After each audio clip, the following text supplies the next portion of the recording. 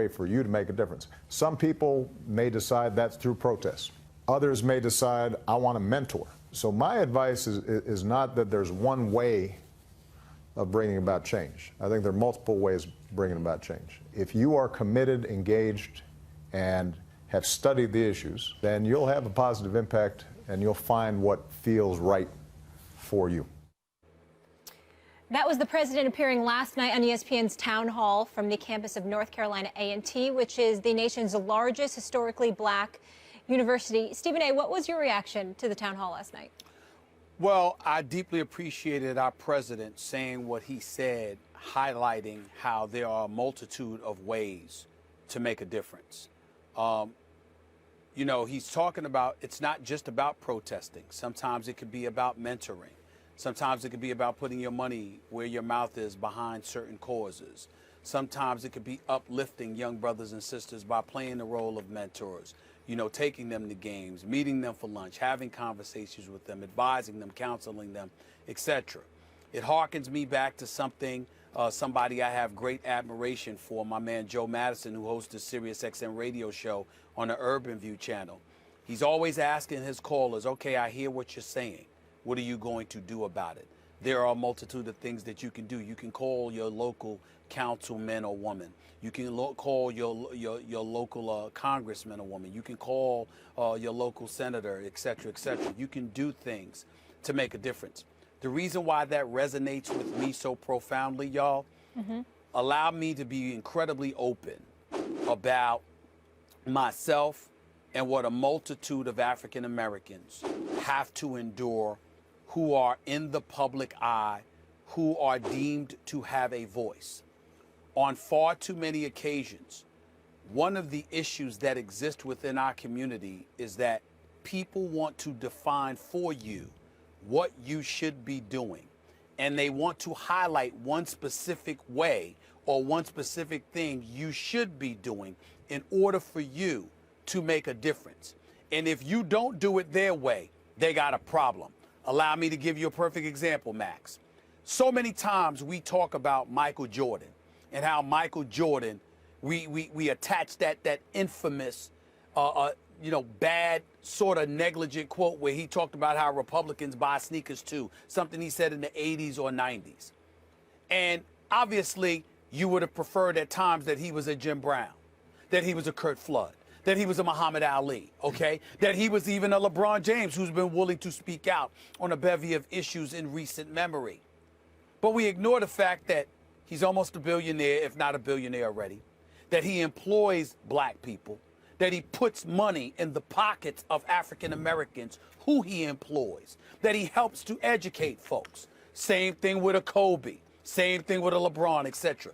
We ignore those kind of things because we want to define what somebody is supposed to be doing. So for the president to come out and to say, there's not one particular way to skin a cat, and there's not one particular way to be, or to attribute or to give a contribution to our communities, I think that was incredibly important, particularly considering the locale, which was North Carolina A&T, which is right down the road from my alma mater, right up the road from my alma mater. Great university, by the way. I want to piggyback off what you just said, Stephen A., because expressions of anger and protest frequently, for example, Kaepernick's and many athletes, that can be constructive, and the president wasn't saying it can't be constructive. He's saying at times that is good, if that's a platform you can use. But oftentimes expressions of anger feel good in the moment, but that moment is fleeting. You know, it almost acts as a safety valve. You don't like the way things are, the status quo isn't good, and so you're going to say something, and you feel helpless about it, you express your anger, and you stick it to the man.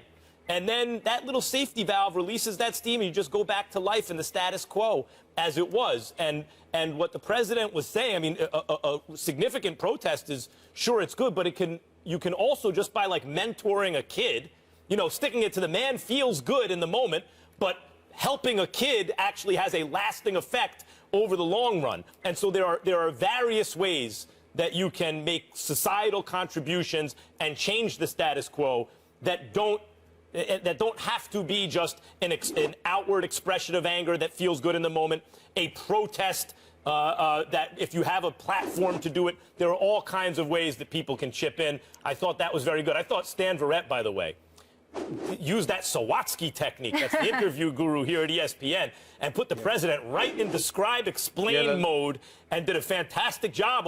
The president had to carefully choose his words because Stan was doing such a good job with the interview.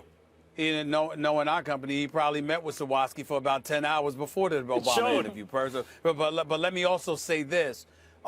Listen, what you're essentially saying is that you got to take into account the repercussions as well, because sometimes getting caught in the moment of emotions, it feels good to exhale at that particular moment in time.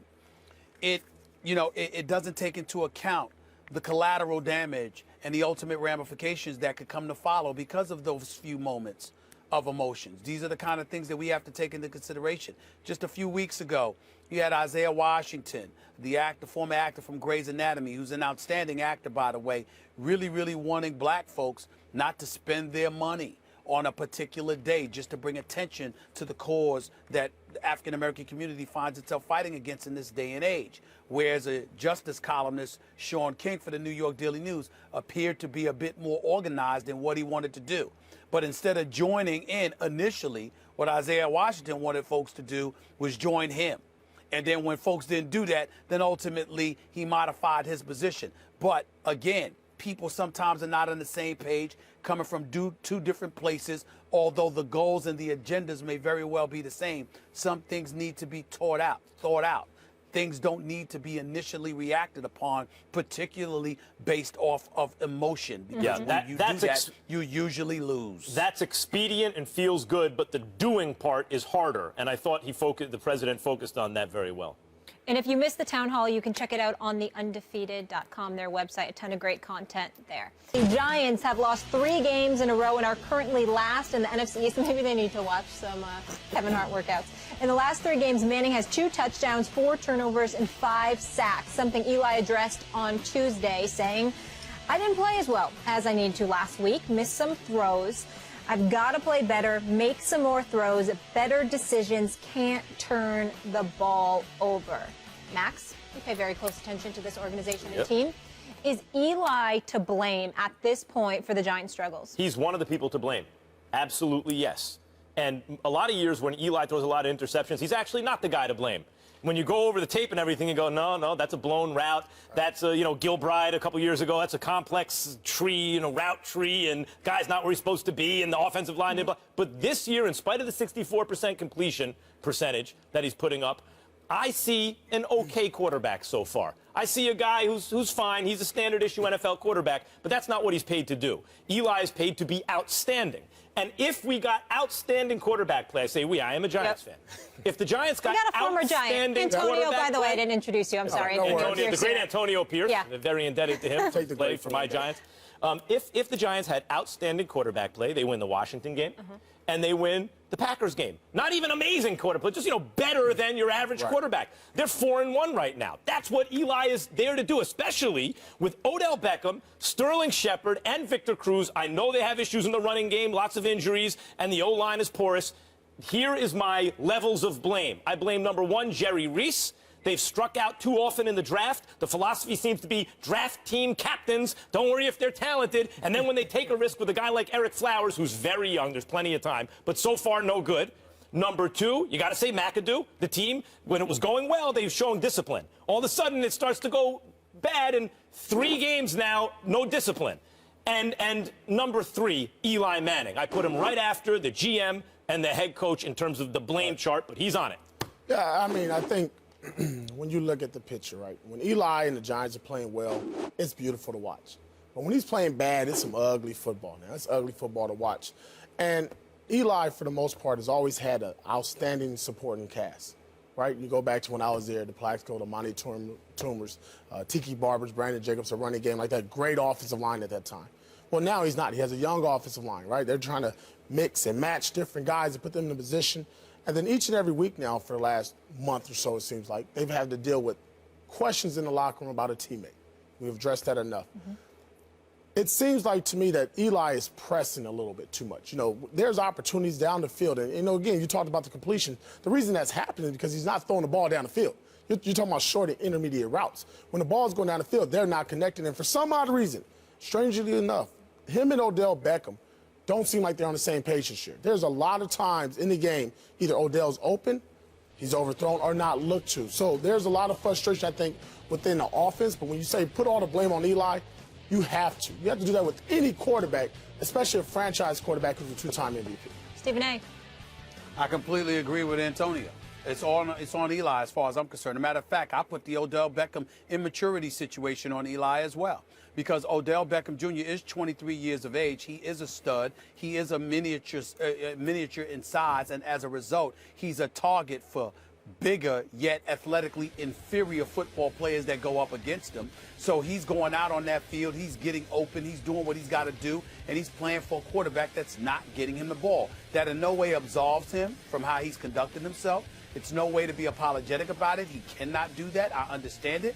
But understand where the responsibility lies as it speaks to his frustration and that of this team. Let's also take into account the fact that the offensive line, as shabby as it may be, that's been the case for years. We've seen Eli play better.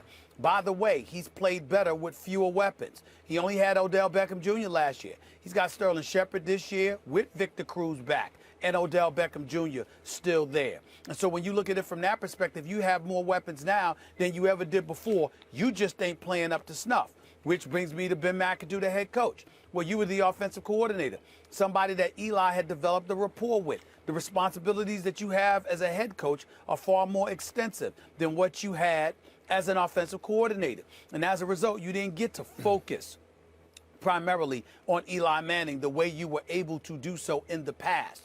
Now you've got other responsibilities, which is why the Giants should have been careful about what they decided to do. If you're going to let Tom Coughlin go, let everybody go. And if you're going to keep everybody else, why not just keep Tom Coughlin as opposed to making him the scapegoat?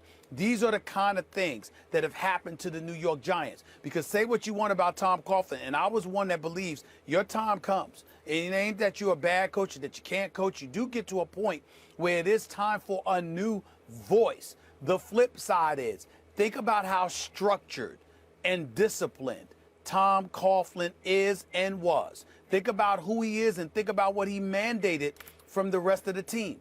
Ben McAdoo doesn't seem to be that fixated on things the way Tom Coughlin was. And that seems to me to have made the environment a touch more chaotic, which could be more impactful in terms of from a distraction standpoint for Eli Manning. I think all of those things in some way have contributed to Eli's struggles thus far. I want to talk about McAdoo for a second and the lack of discipline, Antonio, because on the one hand, you have the Eric Flowers incident, who's been playing poorly since he's been a Giant, but you look at the raw talent, and he's only 22 years old, and left tackle's a skills position. Some guys, it takes some time.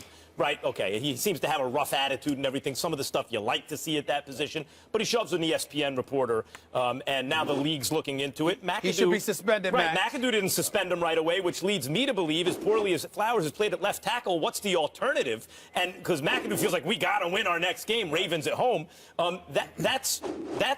that's a real thing, that kind of discipline, because McAdoo, and then when you look at this, the struggle of the offense, McAdoo's only there because of the offense, because Eli seemed to like the offense at a certain point better than Gilbride's offense, so now he's there. The offense is struggling, and they're undisciplined.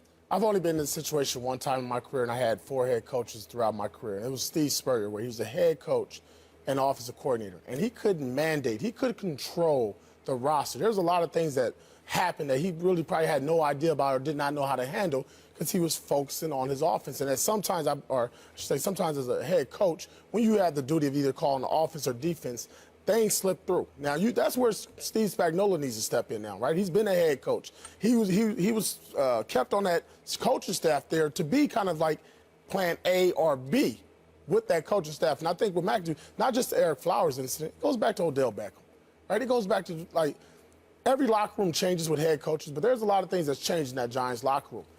Now when you start to watch the team play, you said, well, maybe that's the reason what's going on. Maybe it's a little too loose over there. And again, you need to change it up a little bit from Coach Coughlin. But in the market they're in, being in New York, man, if you don't have structure and you're letting the guys just run wild and not really have accountability for their actions, this is the result you get. You get a losing record. Is Odell justified? I agree with Steve, and we've talked about this in the last couple of weeks. Odell, when he was going crazy, it's because, look, I'm open and you're not seeing me. Right. And then when you are seeing me, you're throwing behind me. You're not hitting me on my steps. No, he He's had a right balance.